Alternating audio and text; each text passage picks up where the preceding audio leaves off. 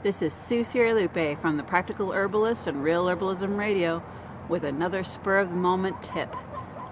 In the spring, it's time to put up your mason bee houses, and this particular one is new to me. I have looked at some of these tubes. Some of them were glued in, some of them weren't, and the thing that I was glad they weren't all glued in was because some of them were turned backwards, so that it would be very difficult. You can see a plug in there because that's the way bamboo works.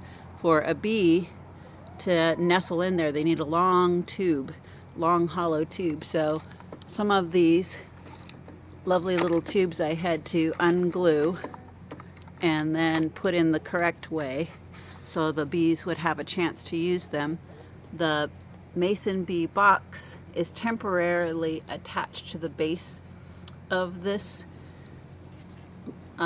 mason bee house, and I put a hole in there so that as the temperatures increase, it's been over 50 degrees in the morning, so it's warm enough for them to come out.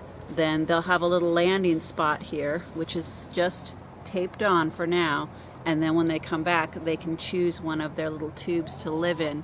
This is a south-facing post, and the shelter from the rain is from a larger bee platform upstairs up above it.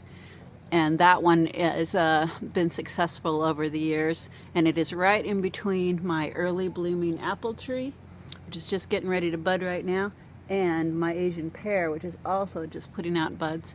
There are other things for it to pollinate that bloom early, like my rosemary, and I also have a little oso berry, which is a native plant that they can pollinate. The fact that I've seen hummingbirds zipping around pollinating was a good reminder to me to get another mason bee house out to help my garden be happy and healthy.